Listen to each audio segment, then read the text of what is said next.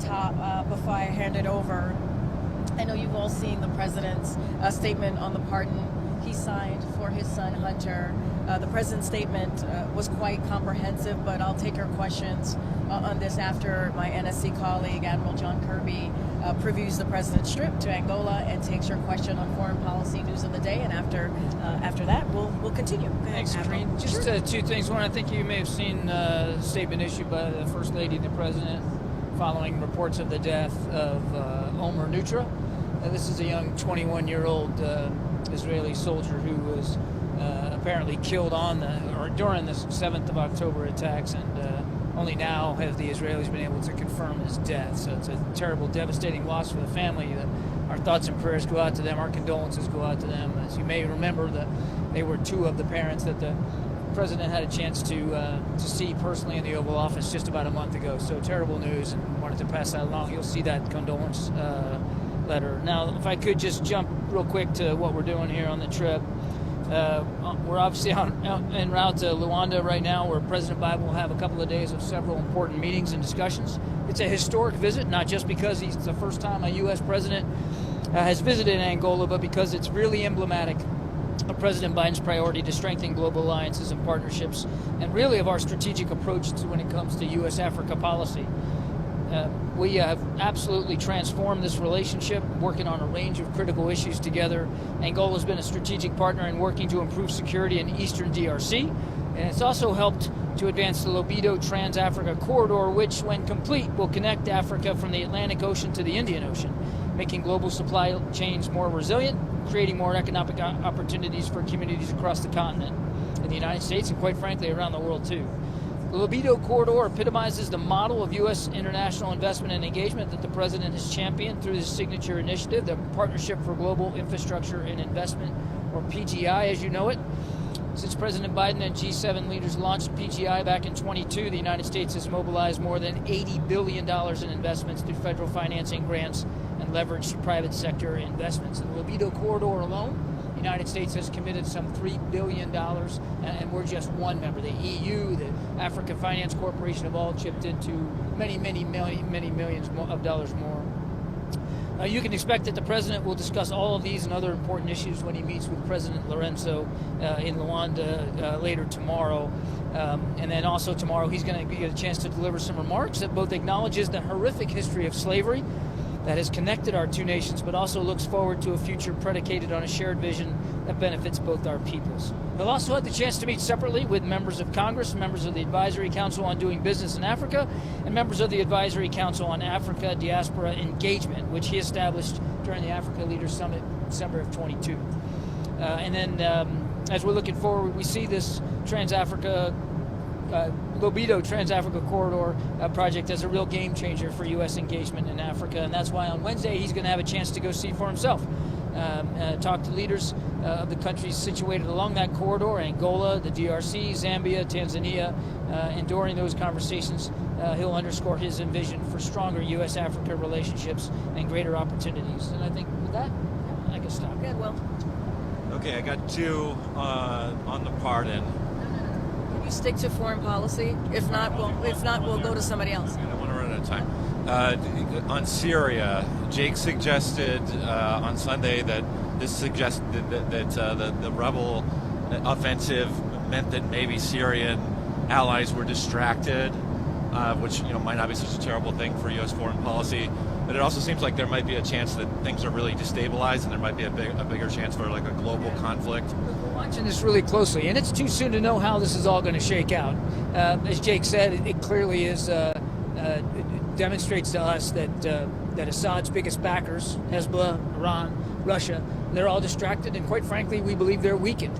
Now, whether that is the connective tissue here, that means there's going to be a big change in Syria. We just don't know. As Jake also pointed out, the group that's moving in on Aleppo is a designated terrorist group by the United States. So these are not good folks. So we're going to watch this closely, but it's really too soon to know what kind of impact it's going to have across the country. John, do you have any reaction to some of the comments by Ukraine's Zelensky over the past couple of days, kind of hinting at a phased post this hot stage of the war, talking about the idea of NATO membership in exchange for giving up the territory that they've already lost to Russia, diplomatic solutions to retaking some territory.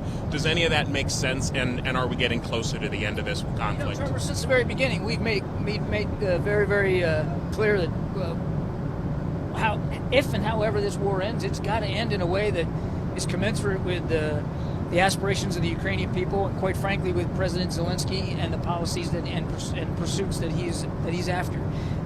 He gets to decide if and when he's ready to negotiate, and he gets to decide what, if anything, he's willing to negotiate. Our job has been, and will continue to be throughout the rest of this administration, making sure that we're putting him and his army in the best position of strength we possibly can, so that when negotiations begin, he has leverage, he has some power at the table, and that's what we're focused on. One more. Over the Thanksgiving holiday, the president was seen exiting a bookshop with a copy of a book by a Columbia historian, Rashid Khalidi, who has referred to the Palestinian conflict essentially as being an ethnic cleansing operation. Why did the president choose to read that book at this point in his presidency? Well, look, when you say something like that, it reminds me of what Mark Twain said, that a man who refuses to read good books has no advantage over a man who cannot or won't read those books. I can't speak to why the president made that particular purchase. Wasn't with him, haven't had a chance to ask him. But he reads broadly, and he's fascinated by history and the lessons of history and where that can take us going forward. So it doesn't surprise me that he would go into a bookstore and get a book of history, particularly about the Middle East, to try to imbibe and to try to keep learning. I mean, he really does believe in speaking, learning, thinking broadly, and that's what that tells me. He was actually reading it. He's actually reading it. I don't know. Can we talk about Angola and the security cooperation aspect of this trip? What are some of the priorities for this administration? What are the areas that Angola's identified? I mentioned a big one, which is getting this libido corridor and this rail corridor, economic corridor, completed. And it's going to take years, but there's already been a lot of work went into it, and it's going to reduce literally by days the amount of time that it takes to move crops and goods from one side of the continent to the other. It's going to create incredible economic opportunities here on the continent, and it will help also continue to drive towards this clean energy transition that he knows President Lorenzo is very interested in. So the average Angolan's like 19 years old. They don't relate to like this Cold War sort of balance of power struggle on the continent that we're seeing with China and the U.S. And likewise, this colonial narrative of exporting raw materials from the continent doesn't resonate with them. What are you offering to them, young Angolans? Say there is no Cold War on the continent. And we're not asking countries to choose between us and Russia and China. We're simply looking for reliable, sustainable, verifiable investment opportunities that the people of Angola and the people of the continent can rely on, because too many countries have relied on spotty investment opportunities and are now racked by debt. And what the president is trying to put forward with the other leaders of the G7 is a series of programs and opportunities that allow them to build out their infrastructure, improve their economic livelihoods, and the livelihoods of those young people, by the way. Give them opportunities to rise and grow and develop without having to be racked by debt. The end of President Biden's administration. You touched on China and Russia, but do you think this trip is enough to, I guess, establish that level of, interest that the U.S. has in the African continent? Like, the trip is coming so late towards the end, so is this essentially, showing African nations that the U.S. really, is serious about committing to? Since we launched the summit, the African Leaders Summit in 22, there have been more than 20 cabinet-level officials that have visited the continent. The president will be obviously the last of the administration to do that, but he has been preceded by a whole heck of a lot of travel, visits which, by the way, delivered some $40 million plus of investment and assistance into Africa. So I just kind of push back on the premise that this is sort of a Johnny-come-lately trip at the very end. This is something he's been focused on since he became president of the United States, and he's grateful for the opportunity to round out his time as president with a trip to Angola. Are you able to touch on what some of the deliverables might be for President Biden this trip? Are you able to kind of highlight what we can expect in terms of, I don't know, investment numbers? Is there anything you can share on that? I'm going to get ahead of him and his announcement. You'll hear more from him on this tomorrow. But I think you'll hear from him. You'll hear him talk about additional U.S. commitments to the libido corridor, additional U.S. commitments to global health, additional U.S. commitments to clean energy transition and climate programs here, as well as people-to-people exchanges. I mean, he'll have a whole raft of things, range of things that he will be speaking to about in terms of current and future U.S. commitment to the continent. Limited amount of time that you have left in office at this point, can you give an assessment of the likelihood of a ceasefire deal in Gaza and Israel? Working on it every single day, and I wish I could give you odds. I can't do that, but I can tell you without doubt 100% of our energy and effort is being put to try to get in this. And it's really the main stumbling block continues to be Hamas. And we believe that as they look at the world right now, they ought to see just how isolated and weakened they are. Iran's no longer there for them. Hezbollah is no longer there for them. The Houthis aren't doing anything materially to support what they're trying to do. They've lost their leader, Mr. Sinwar. It's time for Hamas to come to the table, and we're going to keep doing that. We're working with Qatar, Egypt, Turkey, even as we speak. There are active conversations that our team's having with them to see if we can get this on the table. There's no reason why we can't do it. We just have to bring it home. John, on Lebanon, is it concerning to you that Israel has continued to strike Lebanon even after the ceasefire deal was agreed to? Does that raise any concerns about the deal coming to fruition? Yeah, so we are seeing some sporadic strikes in the last few days. This was expected. This is why.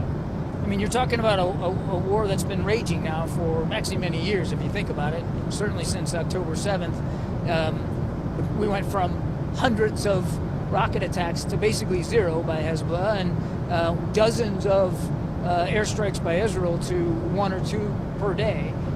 So there's been a dramatic reduction in the violence. We did put in place a mechanism to actually work out and deconflict and to try to stop these attacks. That mechanism is in full force and is working. There's a U.S. Army general who is basing himself out of the embassy in Beirut as part of this mechanism process, as we announced that we would do, and that's ongoing.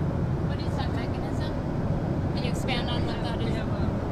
In Amos, we have a civilian, and in the military, we have a one-star general who are sort of operating as our connective tissue to the parties to try to monitor and keep the ceasefire implemented. And that deconfliction process, that system is in place.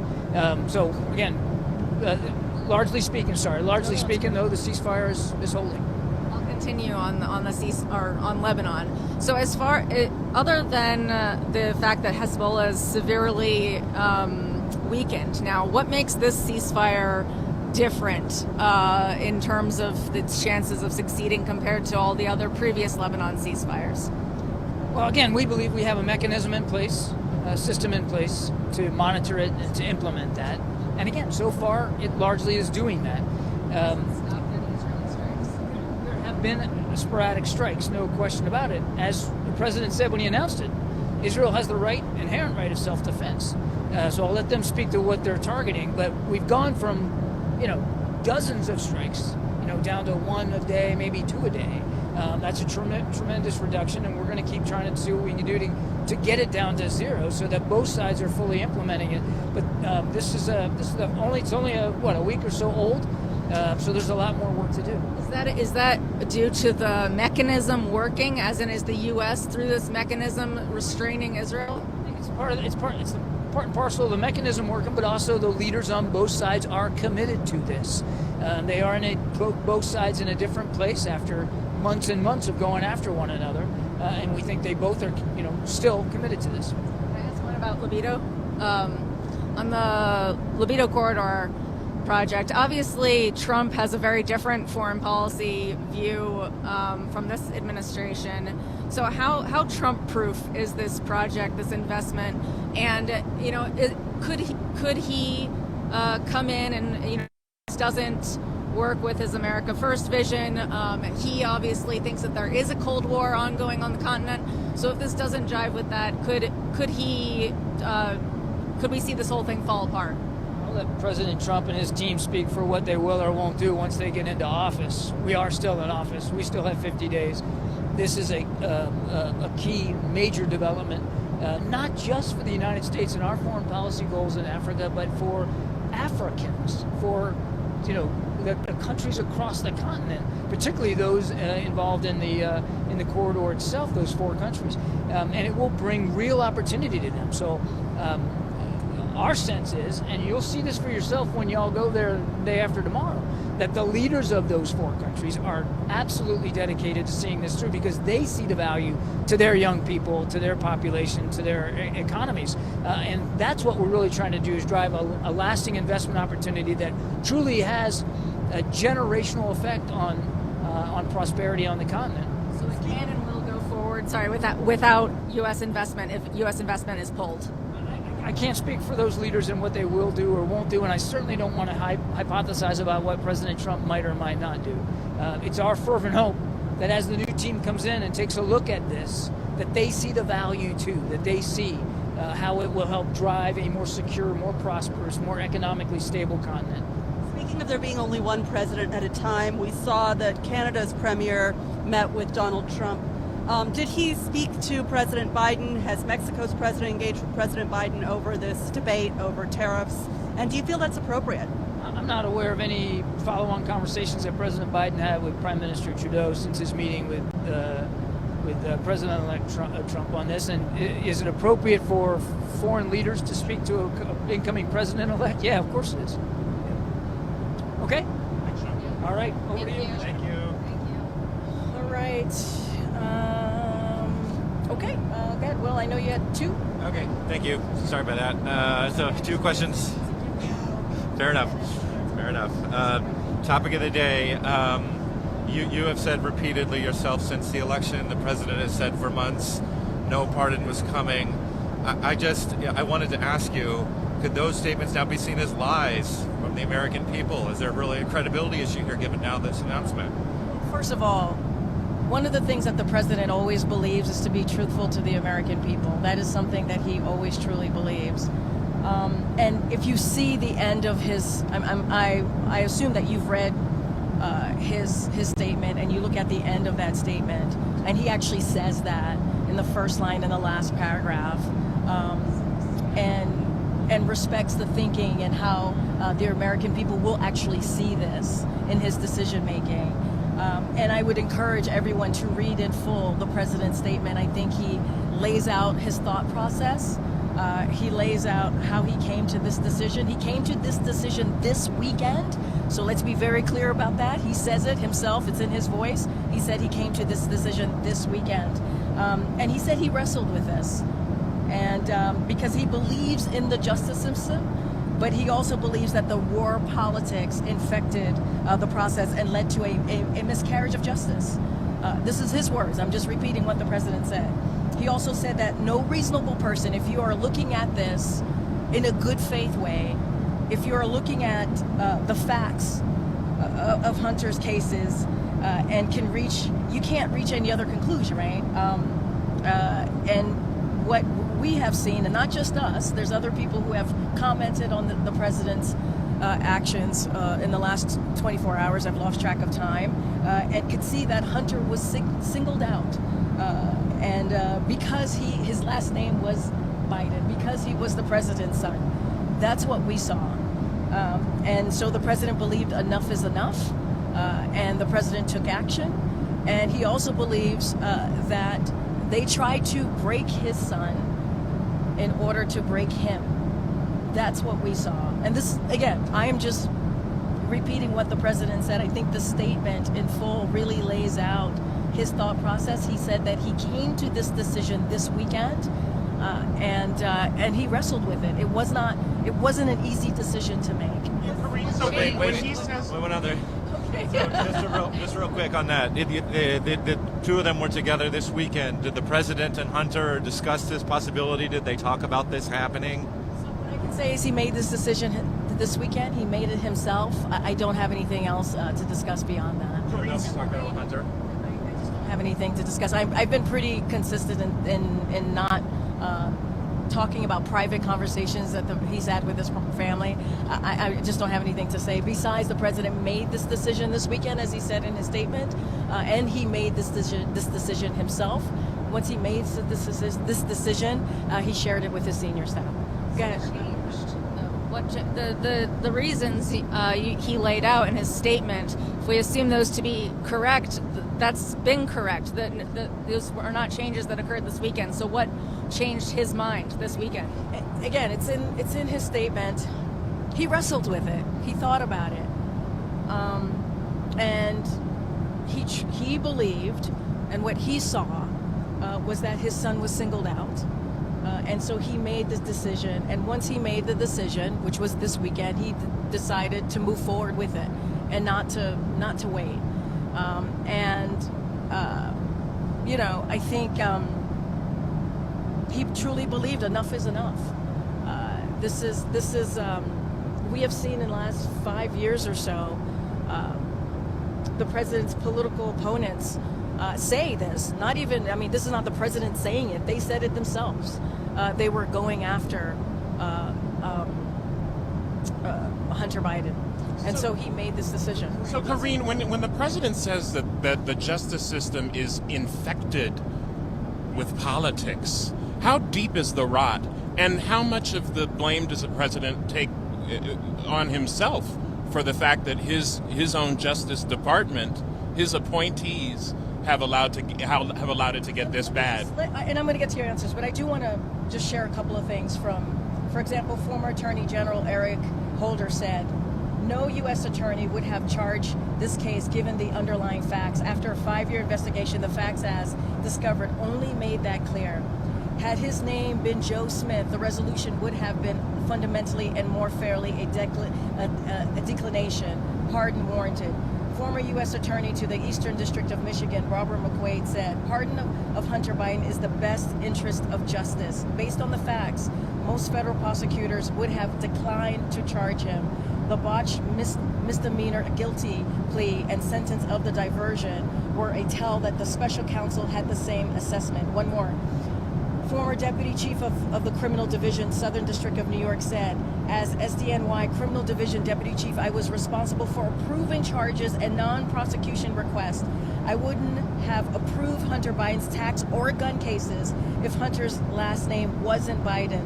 I don't believe he would have been charged. His pardon is justified. And the president says it. I'm going to pull out his statement.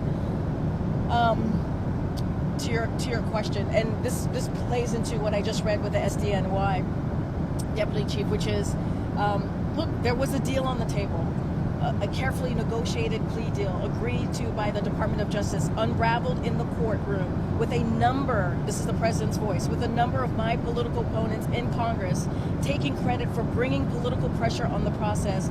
Had the plea deal held, it would have been a fair, reasonable resolution of Hunter's cases. This is the president saying Yes, this. he's saying his own Justice Department is broken, Karine. He believes in the Justice Department. He believes that there After was. saying all that, he believes in the Justice Department? This is his words. He said this. This is the president saying He this. just said it's infected with politics. I said I would not interfere with the Justice Department's decision making. I kept my word, even as I have watched my son being selectively and unfair prosecuted. So how deep is the rot? How many selective prosecutions are there at the DOJ? What I can speak to is this particular case, which is Hunter Biden, who has the last name of the president, who I just said there were political opponents who were very clear and very vocal about going after his son. And I just laid out, and there's more, multiple people who are part of that system, right? Who have either worked in the justice system or currently do so, and they have been very clear on how they feel about this particular case, the cases against Hunter Biden. So The judge was also clear in this case. The judge said it wasn't political pressure when it came to the plea deal. He said this was a process issue, that you basically had two agreements in one, and that you can't have side deal. There were basic questioning in this case that both lawyers could not really answer the questions of. So the president, his statement, is he not undermining the judge and a judicial system that he promised would be independent. The judge in this case did not say it was political pressure. And I just talked about an SDNI criminal division deputy chief who said he was responsible for approving the charges and not prosecuting requests. I just also quoted him and what he said, right? And there are others who have said, former White House counsel said, if I were his White House counsel, I would encourage him to pardon his son. The clemency power has few limitations and certainly would extend to a Hunter Biden pardon. Former Watergate Assistant Special Prosecutor Jill Weinberg, this was one of those cases that called out for clemency. Hunter Biden, first of all, would not ever be prosecuted for the gun crime, but for his last name. Hunter has now been sober for many years, and this is a time when it is really appropriate to grant a clemency. Look, the president, wait, two things could be true. The president does believe in the justice system and in the Department of Justice. And he also believes that his son was singled out politically. And this is what we saw over and over and over again over the last couple of years. And when his deal that fell apart, which the president said in his statement, he thought would have been fair. The president said this, and that the Department of Justice agreed with. He said if that had gone through, he believed it would have been fair. When that fell apart, his own political opponents just continued to revel in it. And one of the reasons the president did the pardon is because they didn't seem like his political opponents would let go of it. It didn't seem like they would move on. And so this is why this president took this action. Is the president seeking the resignation of the Attorney General? No. Yes. Do you think this would have happened if Harris hadn't lost the election? Look, I'm not gonna get into the election. It is a no. I can answer that. Is a no. And what I can say, this would not have happened if Harris hadn't lost the election. The pardon would not have happened if Harris hadn't lost the election. I can speak to where we are today, and so I can't speak to hypotheticals here. Where we are today, the president made this decision over the weekend. He thought about it, he wrestled with it, and for him, he made this decision because he believed his son was being politically What changed his mind, and obviously the election. In the statement, he refers to enough is enough. He thinks that there could be further. It sounds like he thinks there could be further prosecution of Hunter under a Trump administration. He didn't believe that they would let up, right? He didn't think that they would continue to go after his son. That's what he believed. And look, I'm not going to get into hypotheticals to the original part of your question. The president wrestled with this decision. He made this decision this weekend. And he decided to move forward with pardoning his son. So does the president believe now and agree with President-elect Trump that the justice system has been weaponized for political purposes and that it needs root and branch reform? No, read the president's statement. Seriously, read the president's statement. He said he believes in the Department of Justice. He does. He says it in his statement. He believes. He also believes that war politics infected the process and it led to a miscarriage of justice. He believes his son was unfairly targeted. He said that what his political opponents have done to my son, that's his words, is cruel and enough is enough. He says he believes in the justice system. And I said both things. No, but both things. Well, I'm not gonna. I can only speak for this president. I'm not gonna speak for anybody else. Both things could be true. Right, and that's what he says. He says that the Department of Justice, he believes in the Department of Justice. He also believes that, politics infected the process here. It infected the process, and you saw that when the deal fell apart. And let's not forget, the Department of Justice agreed on that deal. The president said if that deal had moved forward, he thought it would be a fair process. And when that deal fell apart, his political opponents took credit for it. They took credit for it and didn't seem like they were going to stop. President-elect Trump has likened this to the case of the so-called January 6thers, the people who are imprisoned because of their role in January 6th. What do you think of that argument? And do you think that that's a fair parallel, that he believes he shouldn't be? Today I'm going to talk about the pardon. We've been very clear about January 6th. The president has been clear about that. He's spoken to that many times before.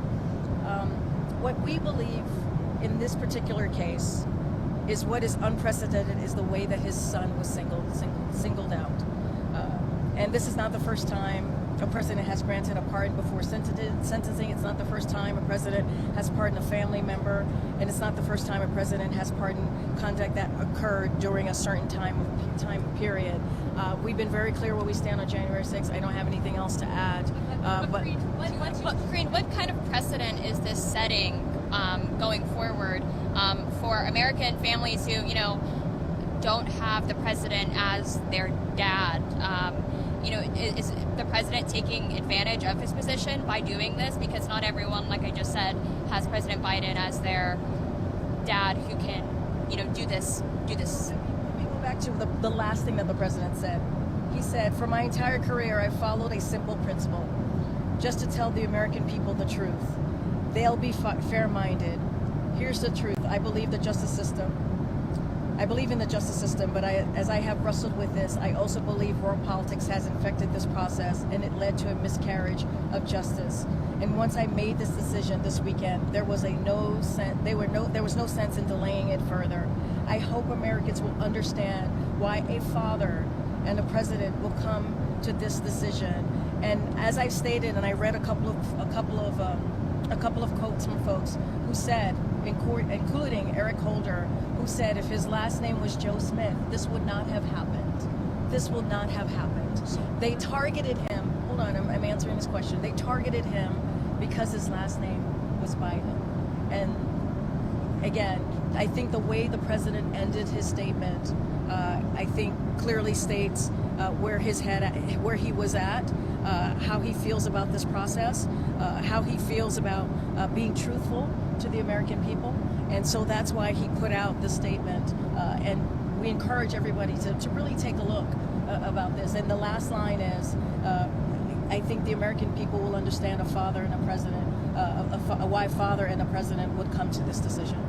The United States has more people in prison than any country on earth.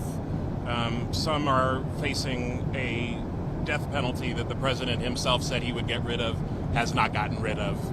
Can we expect that other people who are in prison, whose clemency petitions are sitting at the White House, are going to have their cases see the same care and attention that the president gave his own son? So look, as you know, when it comes to the criminal justice system and really making sure we get to a place where it's equal and fair, this is a president has taken this very seriously, and you know that via executive actions that he took very early on in his administration. And he understands what certain communities go through. He's been very clear about that. He's talked about that. As it relates to pardoning or any clemency, the president, as you know, at the end of the year makes announcements. He's thinking through that process very thoroughly. There's a process in place, obviously, and so I'm not going to get ahead of the president on this, but you could expect more announcement, more pardons and clemency at the end of this term. Karine, why was it the case that both you and the president said, well, after the plea deal fell apart, that there wouldn't be a pardon, and now there is a pardon? Again, I refer you to his statement. He thought about this weekend. This is a decision that he made this weekend. He agonized over it. Were there any new details that... What I can tell you is what the president said himself. He made this decision this weekend. And I think, again, encourage you to read the statement and really just the first paragraph and what he's watched his son go through, an unfair process, being singled out. And let's not forget, even in the last two parts of his first paragraph here says, people are almost never brought to trial on felony charges solely for how they filled out a gun form. Those who were late paying their taxes because of serious addictions, but paid them back subsequently with interest and penalties, are typically given non-criminal resolutions. It is clear that Hunter was treated differently. And so he wrestled with it this weekend, and he made a decision this weekend on how to move forward with this. And so I'll leave it there. Was he not wrestling with it before this weekend? What I can tell you is that the president himself said he wrestled with it, and he made this decision this weekend. If he was still if he was still wrestling with this decision, I guess two things. Is there anything in that statement that is a new detail in the case that would be a factor in him changing his mind here? And then two, if he was still wrestling with this, which, I mean, clearly he was. He was. Like, we talked to the president's allies. He was still wrestling with this decision. Then why would he declare it off the table? Why would he say, I'm not going to do this, if clearly there was an intention to do this? Unless you can point me to a new detail in the case for which he changed his mind. He made this decision this weekend. That's what I can tell you. He wrestled with it, and he made this decision this weekend. It is a decision that he came to terms with and made it, and shared it with all of you, obviously, by offering his son a pardon. I guess what we're struggling with is that his statement basically is a contradiction. It says, I believe in this system, enough is enough. I don't see how you can have it both ways. I don't think it's a contradiction. I don't. Two things could be true. You can believe in the Department of Justice system, and you could also believe that the process was infected politically, and that's what the president says. Remember, there was a deal on the table that the Department of Justice agreed on, and it fell apart. And his political opponents praised that deal falling apart. And so, in that regard, yes, he believes in the Department of Justice, and he believes in the system. But there was a political singling out of his son. And other people have said this. I just read through a bunch of folks who've been part of the justice system, if not currently, in the past, who have said, you know, I keep going back to what Eric Holder said, because he said if his last name was Joe Smith, he wouldn't be going through this. His last name is Biden, and so he went through. How do you fix that? How do you fix that problem? I mean, look, this is one case because this is the son of the president, right? How do we make sure this never happens again? I'm not going to go into the future and how The president doesn't have any systemic solutions. Let me finish the answer. I just don't have anything more beyond that. What I can speak to is this particular action that he took. What I can speak to is the decision that he made, and that's where I'm going. That's where I'm going to stay. And I think. I think that it will be very clear to the American people why he made this decision as a father, as a president. And we all saw what was going on for the past couple of years when it came to Hunter Biden, when it came to the cases. And so the president took an action because of how politically infected these cases were, and what his political opponents were trying to do. And if you look at the cases, it wouldn't have gone as far as it did. It wouldn't have. You're telling us that you've been telling us that he has complete faith in the justice system, except for in the cases where his son was concerned, and in those cases, politics corrupted the system. But you can't tell us any other instance in which the president believes that politics corrupted the justice system. Is this literally the only time that this has happened, or the limit of this problem, to get to Trevor's question? If his name had been Joe Smith, the resolution would have been fundamentally and more fairly a declination. Pardon warranted. That's Eric Holder.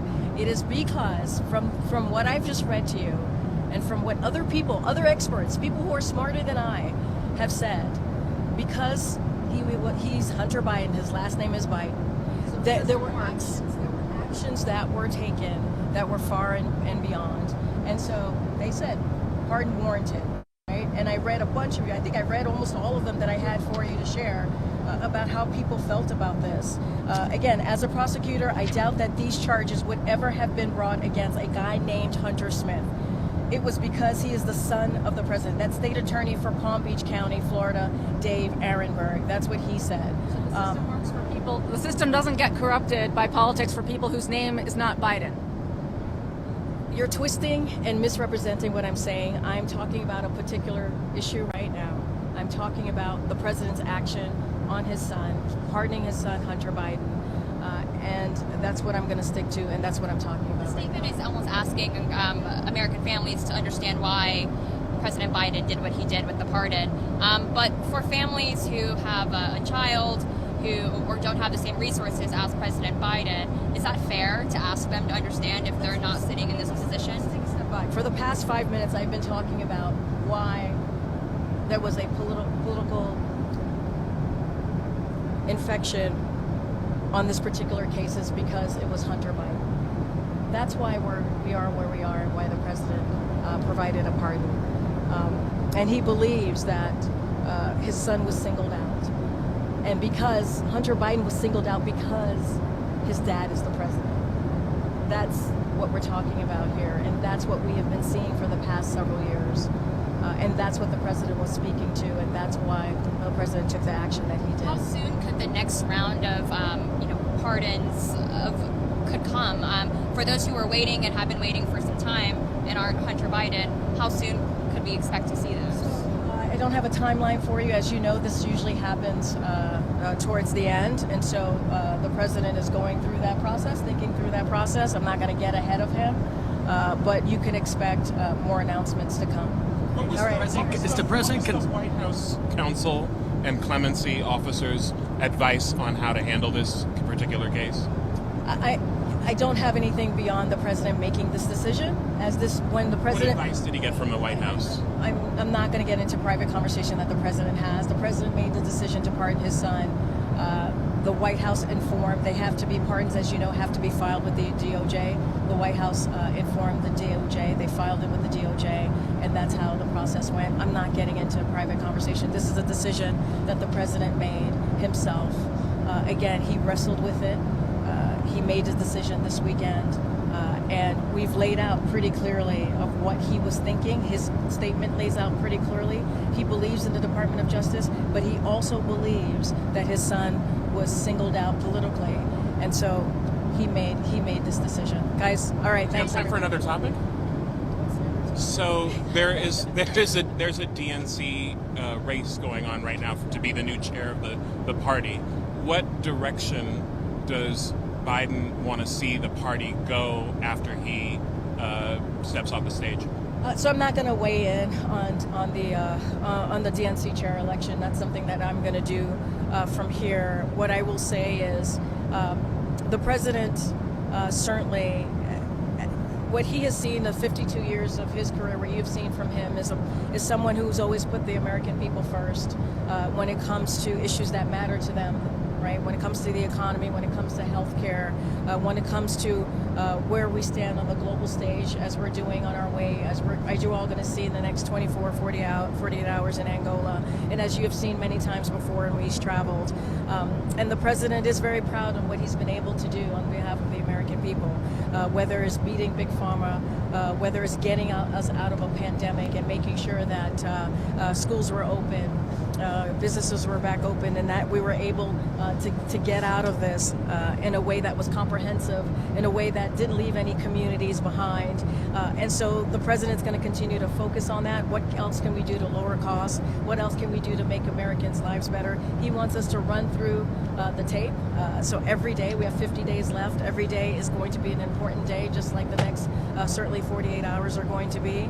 You saw what the president did on the South Lawn with the First Lady, talking about World AIDS Day, making announcements there. This is what the president cares about. How do we make lives better? And he hopes we continue to do that as a party. As it relates to certainly the chairs, I can't weigh in on that or step into that. But I think what you have seen from the last 4 years, what you have seen the president's leadership in the last 52 years, I think is a clear indicator at how he sees his role as a leader of this party and how he sees the future of this country. And he always talks about possibilities, and certainly that's something that he continues to believe is that how important that is. What is your experience of the transition? Have you met with the next team that's coming in? What tangible changes do you think we'll see at the White House? Look, that's up to them. You know what we have they come in already and had meetings with you. What I can say is that we want an efficient, effective transition of power. We want it certainly to be peaceful, right? As the president, I think, showed himself when he when he invited President-elect Trump to the White House. You saw them sit together in the Oval Office, and that is something that President Biden wanted to see. More lower-level meetings. I can say is we've been in touch with the Trump transition team. Those conversations continue. We are going to make this as smooth as possible. That's what we want, and certainly that's what we will continue to do. And teams, to your question, the teams have been talking, and I don't have anything beyond that. Is the president planning on having a press conference during this trip? I don't have a press conference to announce for this trip, but I'm pretty sure, and the president likes to engage with you all, and I'm sure he'll continue to do that. Thanks, everybody.